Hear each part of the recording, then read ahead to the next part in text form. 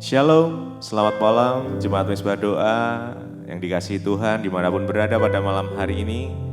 Mari kita mau sama-sama siapkan hati kita, tubuh, pikiran, dan jiwa kita untuk kita datang pada Tuhan, menyembah Tuhan, menikmati kasih Tuhan pada malam hari ini. Bila kiranya Tuhan memenuhi kita dengan hadirat-Nya, biar Tuhan boleh mendekap setiap kita, memeluk setiap kita yang rindu dan haus akan Tuhan, akan dipuaskan malam hari ini.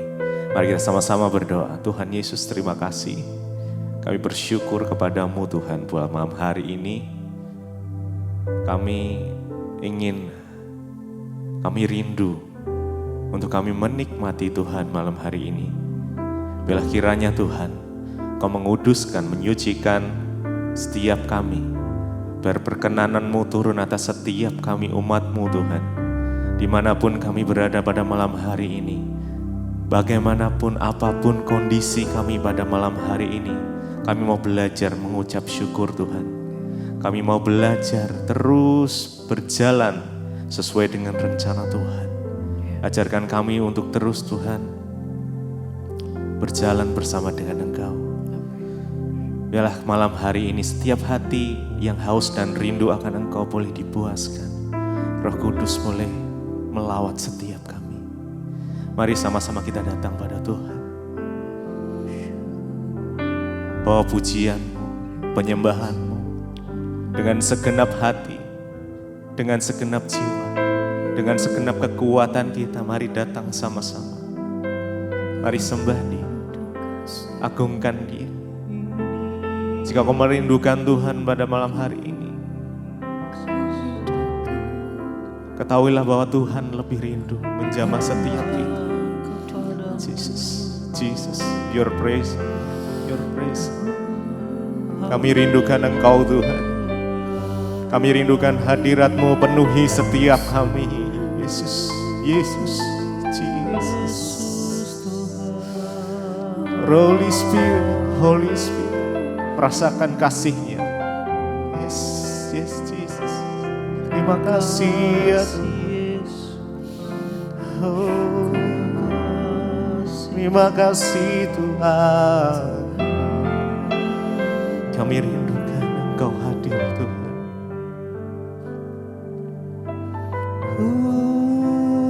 Rindukan Kau hadir di sini saat ini Tuhan. Ku rindukan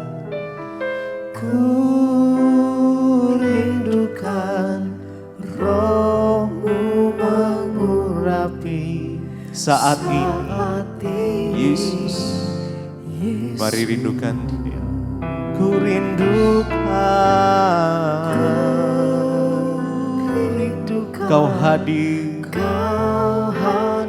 di sini saat ini.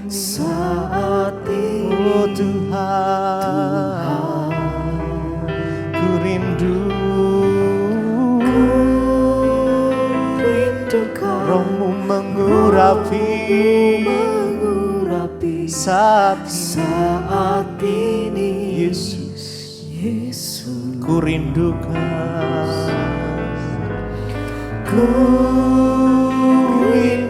Kau hadir di sini saat ini. Biar hadirat-Mu mengalir memenuhi setiap kami. Kami rindukan Engkau ya Tuhan. Kau mengurapi setiap kami. Yes, saat ini. Mari lebih lagi dengan segenap hati kita. Kami rindukan Engkau ya Tuhan. Yesus, Kau hadir di sini saat ini. Ya Tuhan, ku rindukan Roh-Mu mengurapi saat ini. Mari dengan lembut nyatakan, ku rindukan. Mari rindukan Dia.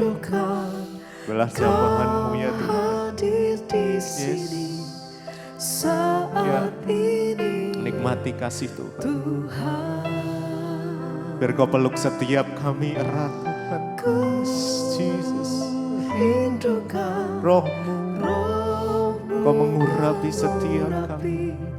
saat ini, Yesus.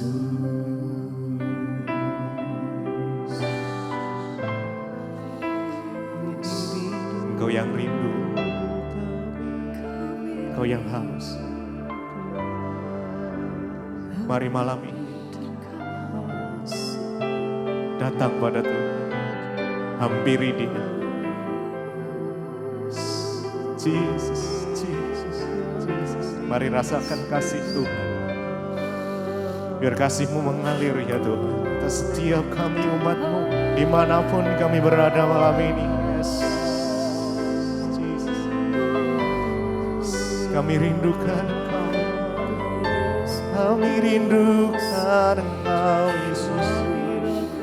Oh, dekapan kasih-Mu ya Tuhan. Dekapan kasih-Mu Tuhan. Mari sama-sama ku rindukan Engkau hadir, yes, saat ini. Oh Tuhan, ku rindukan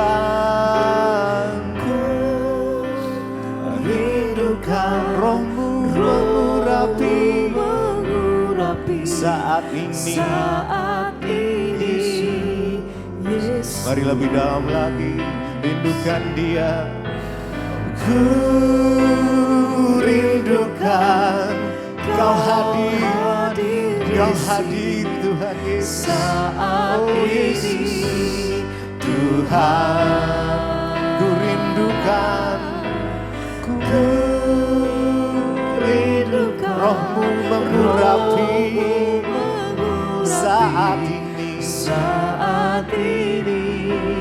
Yesus. Sekali lagi ku rindukan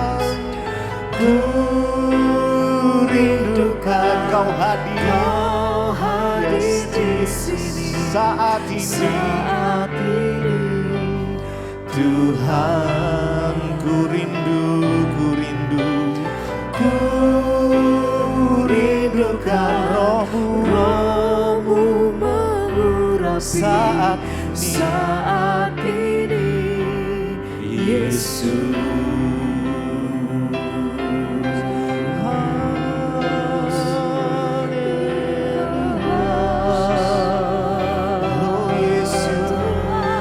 Sungguh kami rasakan Engkau hadir dalam hidup kami ya Tuhan. Engkau hadir saat ini melawat kami semua ya Tuhan. Terima kasih Yesus Tuhan untuk kehadiran-Mu malam hari ini ya Tuhan. Dalam pujian penyembahan kami kepada-Mu Tuhan, kami rasakan Yesus Tuhan. Mari umat Tuhan yuk sama-sama kita katakan.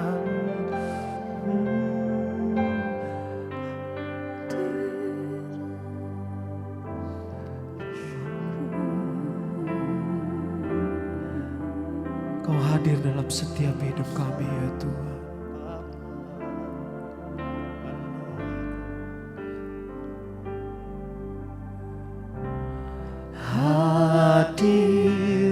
Hadirat-Mu Tuhan,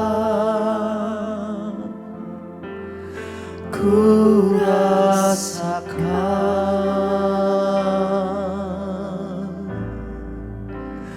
kekudusan-Mu Bapa. Penuhi setiap kami ya Yesus. Ini menjadi terus kerinduan kami kepadamu. Ku rindu selalu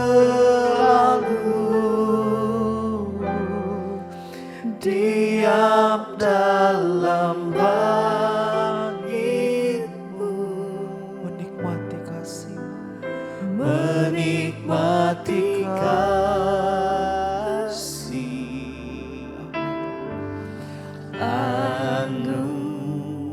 anugerah-Mu, hadirat-Mu Tuhan.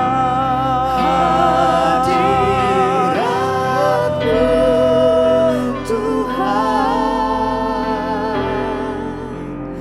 ku rasakan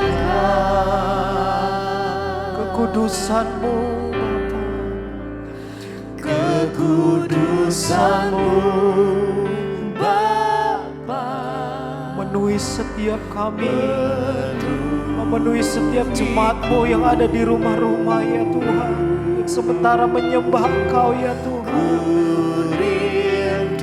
Ku rindu selalu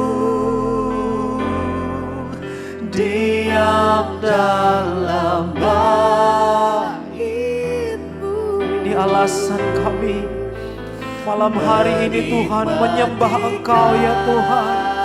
Untuk kami menikmati kasih-Mu dalam hadirat-Mu ya Tuhan. Mari umat Tuhan sama-sama katakan hadirat-Mu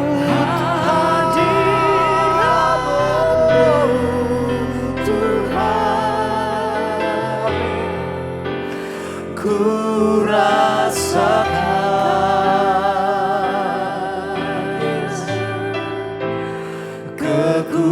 kekudusan-Mu Bapa, memenuhi setiap kami. Amin. Amin. Amin. ku rindu selalu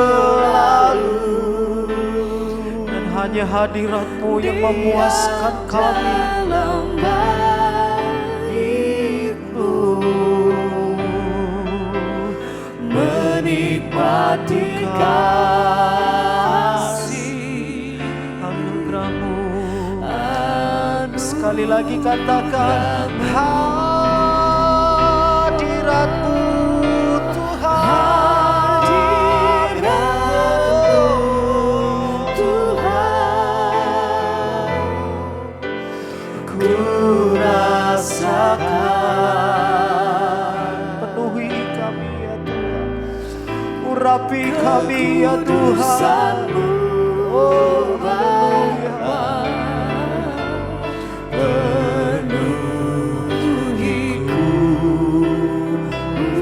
Dan terus menjadi kerinduan kami kepadamu. Untuk kami selalu menyembah Engkau Yesus Tuhan. diam dalam bait-Mu, menikmati kasih anugerah-Mu.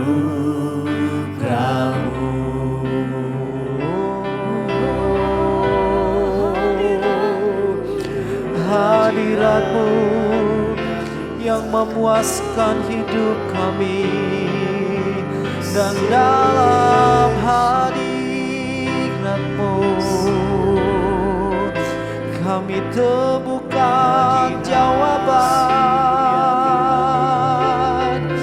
Hadirat-Mu Tuhan,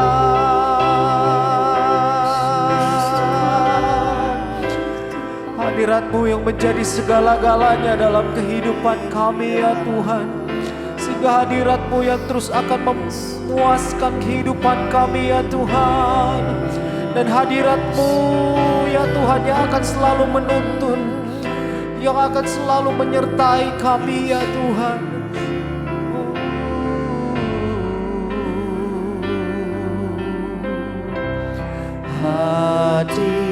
Hadirat-Mu Tuhan, ku rasakan, Kami rasakan dari pagi sampai malam hari ini kekudusan-Mu Engkau ada di dalam hidup kami. Bapa, Yes. penuh Hadirat-Mu yang memenuhi kami ya Tuhan, menyertai kami Tuhan. Ku rindu selalu diam dalam bait-Mu, menikmati kasih anu. Sekali lagi katakan, nyatakan kerinduan kepada Tuhan. Hadirat-Mu Tuhan, ku rasakan Kekudusan-Mu Bapa, kekudusan-Mu ya Tuhan. kekudusan-Mu Bapa, penuhiku. Ku rindu selalu, Ku rindu selalu diam dalam bait-Mu, diam dalam bait dan menikmati kasih-Mu dan Tuhan. nikmati kasih Anugerah anugerah-Mu.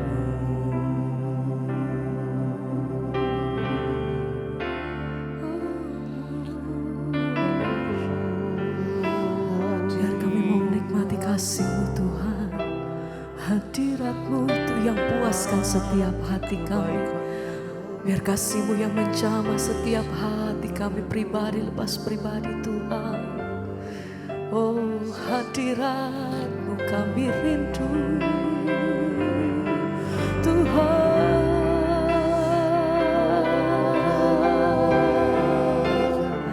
Haleluya. Mari sembah Dia, syukur.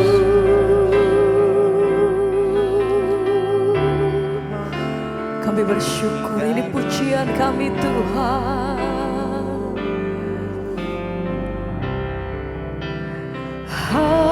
Hadirat-Mu memenuhiku. Hadirat-Mu, Hadirat kudus-Mu penuhi bait-Mu, amin. dan ku tersungkur menyembah-Mu. Amin Tuhan. Yang ku nampak Biar kami naikkan hanya pujian kami, syukur kami. kemuliaan. Hadirat-Mu, Hadirat-Mu memenuhiku. hadirat-Mu Tuhan. Hadirat kudus-Mu penuhi bait Dan ku tersungkur menyembah-Mu. Yang ku nampak hanya kemuliaan. Hadirat-Mu, Hadirat-Mu oh, memenuhi.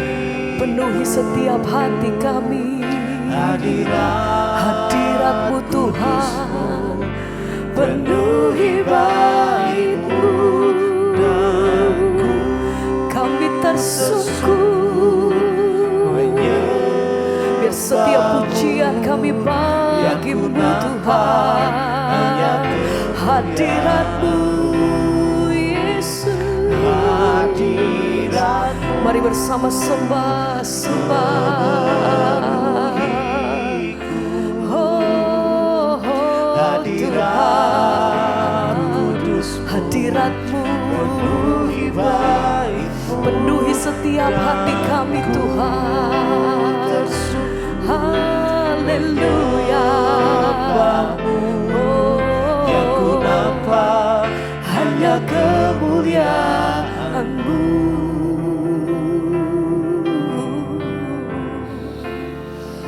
Kami bersyukur Tuhan. Oh, hadiratmu. Hadiratmu Tuhan itu yang memulihkan setiap hati. Hadiratmu itu yang menguatkan setiap kami Tuhan. Haleluya. Syukur kami bagimu Tuhan. Sekali lagi bersama-sama mari naikkan pujian ini, dikatakan hadiratmu memenuhiku.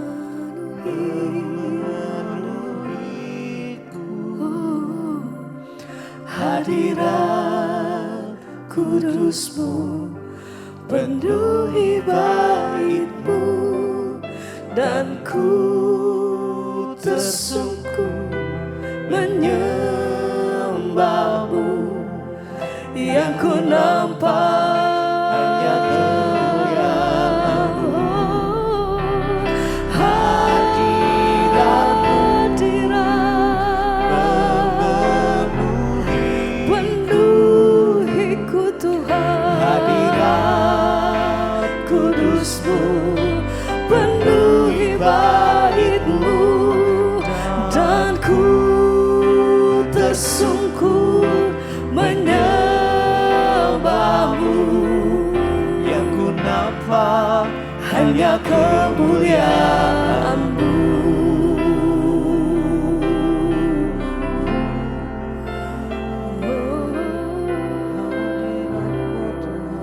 Terima kasih Bapa, kami bersyukur buat malam ini. Tuhan izinkan kami boleh ada di mesbah doa semua karena anugerah-Mu Tuhan. Biar firman-Mu menuntun kami agar hidup kami boleh semakin hari semakin berkenan di mata Tuhan. Urapi hamba-Mu yang tidak ada apa-apanya, urapi setiap kami dalam nama Yesus. Kami buka hati bagi firman-Mu. Haleluya. Amin, amin, amin. Iya, shalom Bapak Ibu yang terkasih. Iya, saya baru tiba dari Sumba ya sore ini, dan puji Tuhan kita semua dalam keadaan baik. Maaf 2 hari tidak ada mesbah doa ya, karena ya KKR di Sumba kemarin. Puji Tuhan ya, kita terus berdoa. Sumba dilawat oleh Tuhan. Saya melihat antusias dari jemaat Tuhan yang datang, hati yang rindu ya, kita berdoa terus agar ya Sumba boleh dipenuhi dengan kemuliaan Tuhan. Bahkan kita juga berdoa saudara, supaya hari-hari ini Indonesia tetap dalam perlindungan Tuhan, keamanan, ketertiban. Kita minta agar Tuhan sendiri yang campur tangan dan pegang kendali di atas bangsa kita Indonesia. Baik, kita akan melanjutkan pembacaan firman Tuhan, namun sebelumnya saya akan bacakan kesaksian yang sudah masuk. Shalom Ibu Debbie, saya ingin bersaksi tentang kebaikan Tuhan Yesus dalam kehidupan saya. Ya, tahun 2022 adalah tahun yang membuat saya berbahagia, sekaligus tahun yang saya merasa hidup saya akan berakhir. Saya dan suami sudah 5 tahun LDR, jadi jarak jauh ya. Karena suami di Kalimantan dan saya di Sumatera. Tahun itu doa kami terjawab dan saya bisa ikut suami ke Kalimantan. Tapi di tahun itu juga semua yang saya bayangkan tidak semua indah. Karena di bulan 11 tahun 2022 yang lalu saya ada keluhan dan saya pergi cek ke dokter. Awalnya dokter bilang ada miom. Tapi setelah dicek-cek saya didiagnosa mengalami kanker hati. Ya, mengalami kanker ya. Saya dikatakan mengalami sakit kanker, hati saya hancur. Padahal kami sudah berangkat ke Kalimantan untuk ikut dengan suami di sana. Saya antara bingung apakah saya tetap ikut suami atau saya tinggal saja untuk melanjutkan pengobatan. Lalu kami menangis bersama-sama dengan suami di hadapan Tuhan. Senangis-nangisnya kami merasa, terutama saya merasa hidup saya tidak lama lagi. Namun saya ingat satu hal yang firman Tuhan katakan, bahwa kita punya Tuhan Yesus yang mampu melakukan apapun. Ya, untuk saya akhirnya saya berdoa kepada Tuhan agar Tuhan memberikan yang terbaik. Saya putuskan untuk tetap ikut ke Kalimantan dengan suami dan melanjutkan pengobatan di sana. Di Kalimantan awalnya dicek katanya tidak ada nampak keganasan.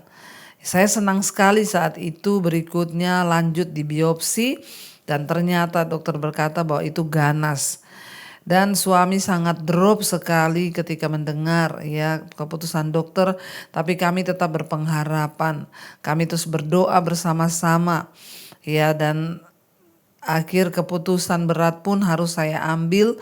Saya harus diangkat rahim saya dan menjalani sinar ya. Dan Tuhan itu baik Bu, ya sekalipun saya harus melewati semua pengobatan itu, tapi saya merasa bersuka cita, saya happy menjalani semua pengobatan itu.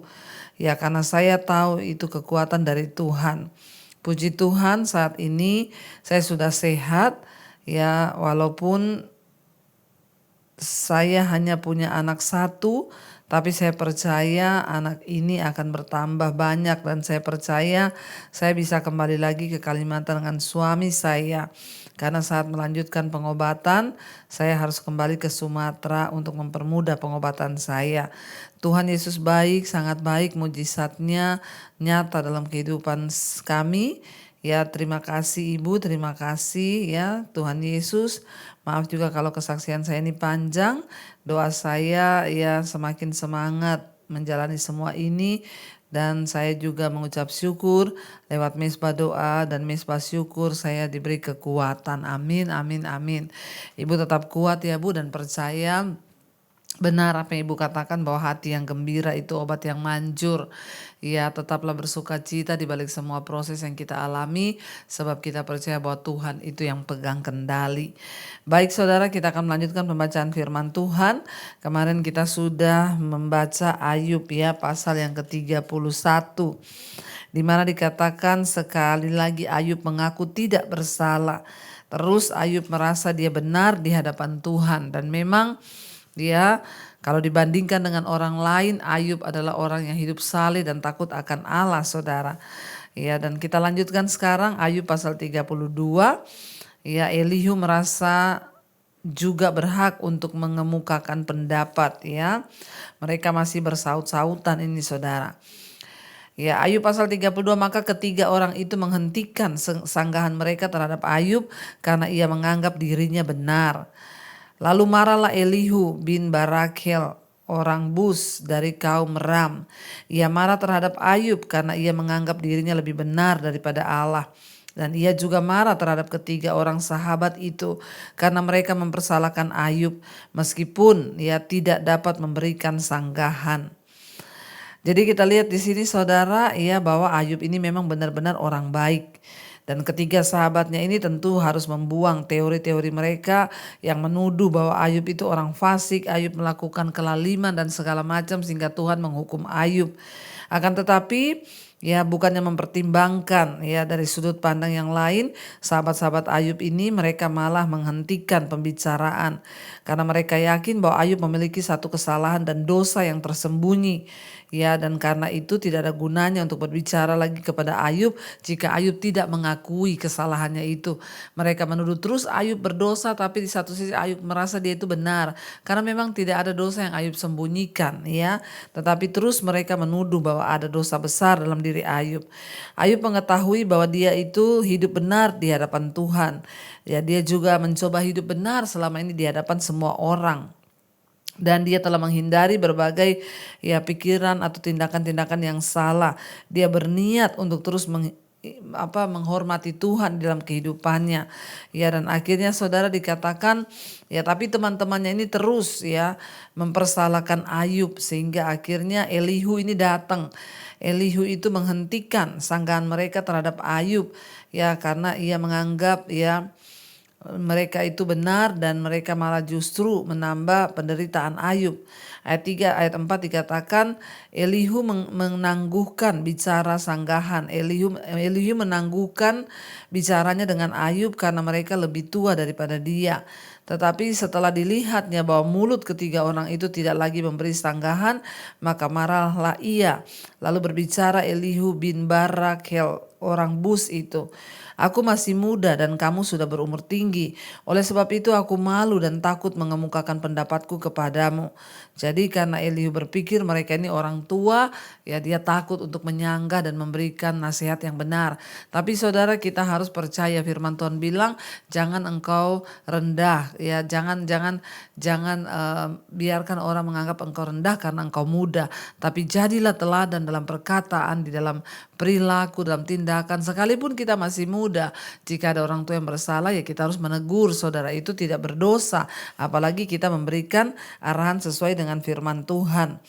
Ya, dan ketika Elifas, Bildad dan Sofar itu tidak bisa mengatakan apa-apa lagi, akhirnya Elihu itu menjadi orang keempat yang berbicara kepada Ayub. Ini adalah kali pertama dan kali satu-satunya dia berbicara. Dan rupanya dia adalah seorang penonton yang jauh lebih muda daripada yang lain-lain. Dia hanya menyimak bagaimana mereka itu terus argumen, saudara. Dan tetapi dia memperkenalkan sebuah sudut pandang baru. Sementara ketiga sahabat Ayub ini mengatakan Ayub menderita karena dosa masa lalu. Mereka mengatakan bahwa Ayub itu dikutuk Tuhan. Dan Elihu mengatakan bahwa penderitaan Ayub ini tidak akan hilang sebelum dia menyadari dosanya yang sekarang. Jadi dikatakan di sana dia berkata, tetapi setelah dilihatnya bahwa mulut ketiga orang itu memang tidak memberi sanggahan, maka Elihu berbicara. Ya, dan dikatakan tetapi setelah dilihatnya bahwa mulut ketiga orang itu tidak lagi memberi sanggahan, maka marahlah ia. Ia berbicara Elihu bin Barkail orang Bus itu. Dia bilang, "Aku masih muda dan kamu sudah berumur tinggi. Oleh sebab itu aku malu dan takut mengumumkan pendapatku kepadamu." Ayat 7, "Pikirku biarlah yang sudah lanjut usianya yang berbicara dan yang sudah banyak jumlah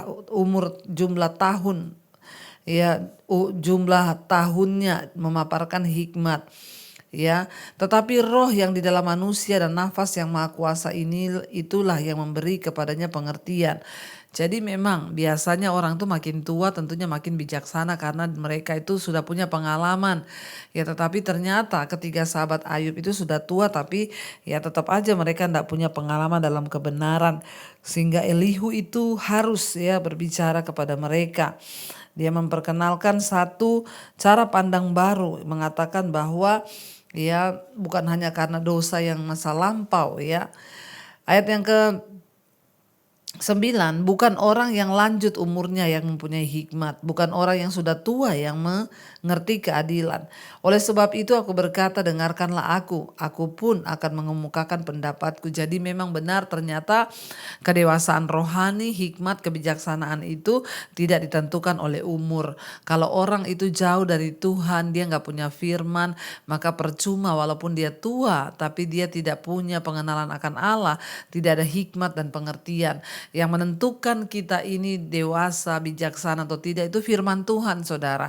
Jadi kedewasaan itu tidak diukur daripada umur. Umur itu adalah hanya angka usia, tapi kedewasaan adalah sebuah keputusan. Ketika kita berikhtiar atau kita berniat untuk hidup dalam kebenaran firman Tuhan, memegang perintah Tuhan, maka kita akan jadi orang bijaksana. Makanya Elihu berkata di sini, bukan orang yang lanjut umurnya yang mempunyai hikmat, bukan orang yang sudah tua yang mengerti keadilan. Ayat 10, "Oleh sebab itu aku berkata, dengarkanlah aku pun akan mengemukakan pendapatku." Ayat 11, "Ketahuilah aku telah menantikan kata-katamu, aku telah memperhatikan pemikiranmu, hingga kau menemukan kata-kata yang tepat." Ayat 12, "Kepadamu lah kupusatkan perhatianku, tetapi sesungguhnya tiada seorang pun yang mengecam Ayub, tiada seorang pun di antara kamu menyanggah perkataannya. Jangan berkata sekarang kami sudah mendapatkan hikmat, hanya Allah yang dapat mengalahkan dia dan bukan manusia. Perkataannya tidak tertuju kepadaku dan aku tidak akan menjawabnya dengan perkataanmu. Mereka bingung, mereka tidak dapat memberi sanggahan lagi, mereka tidak dapat berbicara lagi. Ya, haruskah aku menunggu karena mereka putus bicara, karena mereka berdiri di sana dan tidak memberi sanggahan lagi?" Jadi di sini Elihu berpendapat bahwa Ayub itu bukan menderita karena dosa. Ayub berdosa karena menderita, ya. Justru Ayub bukan menderita karena dosa, tapi justru Ayub itu menjadi berdosa karena menderita. Elihu menunjukkan bahwa sikap Ayub telah menjadi sombong ketika dia berusaha mempertahankan pendapat bahwa dia tidak bersalah. Elihu juga mengatakan bahwa penderitaan tidak dimaksudkan untuk menghukum kita, tetapi lebih untuk memperbaiki dan memulihkan kita, menjaga agar kita tetap dalam jalan yang benar. Ya, ada banyak kebenaran dalam perkataan Elihu, dan dia mendorong Ayub untuk memandang penderitaannya dari sudut pandang yang berbeda dan dengan membayangkan suatu tujuan yang lebih besar. Dan sekalipun perkataannya berada pada tingkat rohani yang lebih tinggi daripada yang lain, tapi Elihu tetap salah karena menganggap bahwa tanggapan yang benar terhadap penderitaan selalu mendatangkan kesembuhan dan pemulihan, dan bahwa penderitaan dalam hal tertentu selalu berhubungan dengan dosa. Jadi saudara, kita lihat di sini bahwa Elihu ini berdiri di tengah-tengah. Dia tidak membela Ayub, dia juga tidak membela teman-temannya Ayub, tapi dia mencoba memberikan satu pengertian yang baru.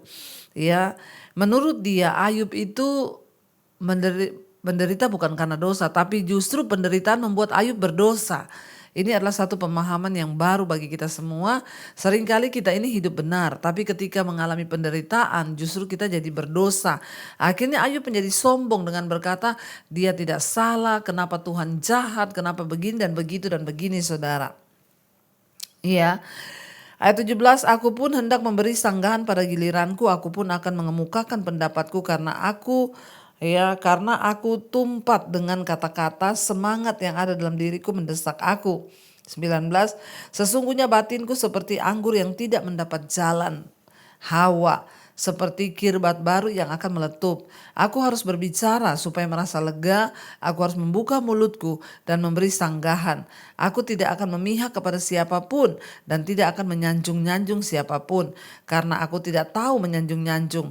Dan jika demikian, maka segera pembuatku akan mencabut nyawaku. Jadi Elihu berkata dia tuh tidak membela Ayub, tidak membela teman-temannya Ayub juga.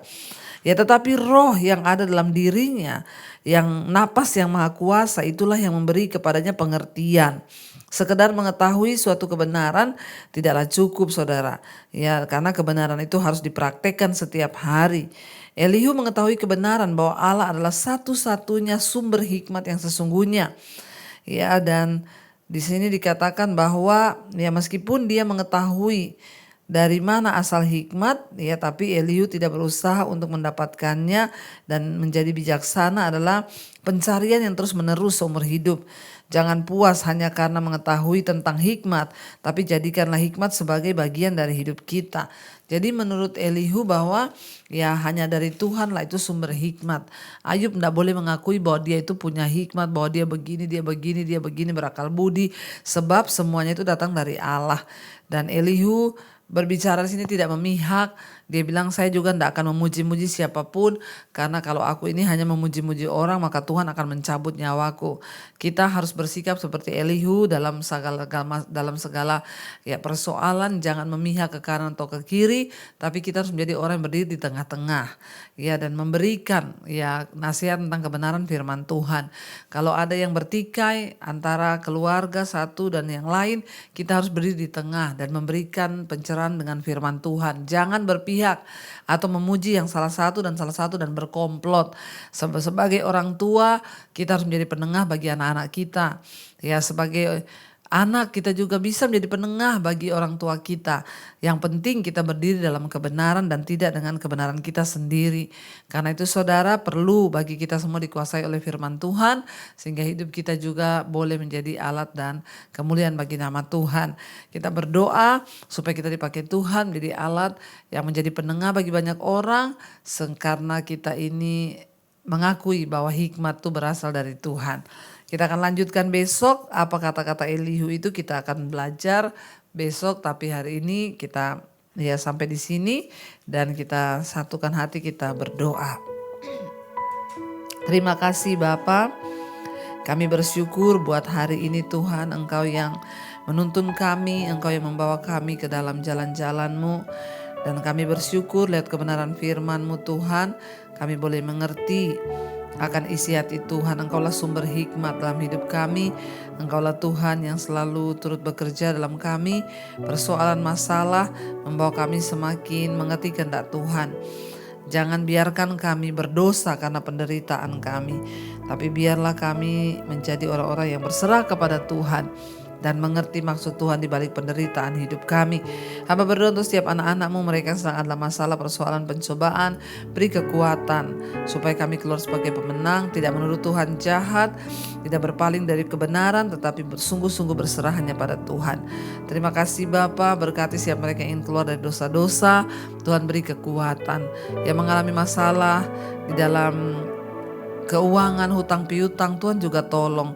Waktu kami merendahkan diri di kaki Tuhan, maka Engkau turut bekerja mendatangkan kebaikan bagi hidup kami.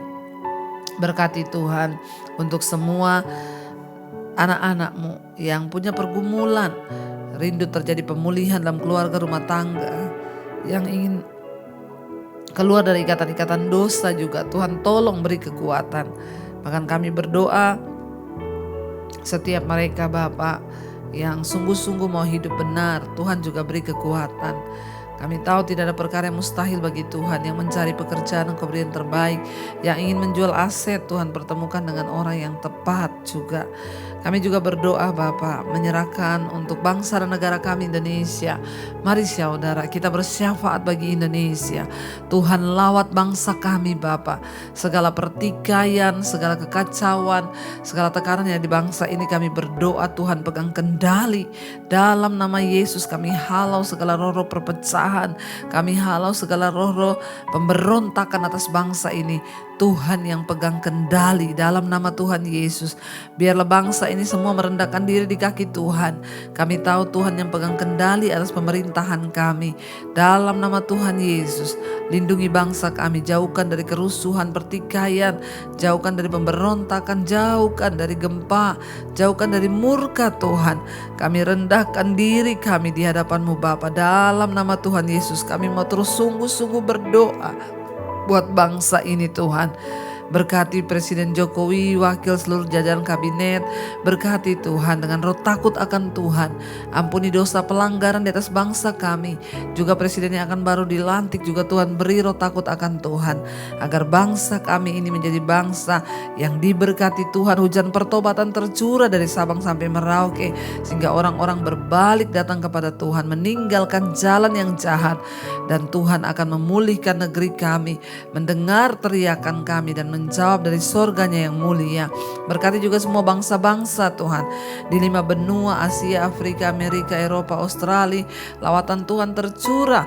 Hujan pertobatan tercurah. Semua orang berbalik dari dosa, meninggalkan jalan-jalannya yang jahat. Terima kasih Bapa. Kami terus berserah ke dalam tangan Tuhan. Engkau yang pegang kendali atas hidup kami di hari-hari terakhir ini. Biar iman kami semakin teruji di hadapan Tuhan. Semakin terbukti supaya kami keluar sebagai pemenang-pemenang sampai pada garis akhir. Karena itu saudara, mari buka hati dan tangan kita. Terimalah kiranya berkat, rahmat, anugerah dari Allah Bapa, cinta kasih dari Tuhan Yesus Kristus, bahkan penyertaan Allah Roh Kudus yang akan menyertai hidup kita mulai hari ini bahkan sampai kali yang kedua. Tuhan Yesus datang kembali menjemput setiap kita. Nama kita tercatat dalam kitab kehidupan. Dalam nama Tuhan Yesus yang percaya diberkati Tuhan, katakan bersama, amin, amin, amin. Tuhan Yesus memberkati saudara. Shalom dan Immanuel. Kau yang pegang tanganku, Kau yang sentuh hatiku, selamanya ku cinta Kau Yesus, selamanya ku menyembah-Mu. Kau yang pegang tanganku, Kau yang sentuh hatiku.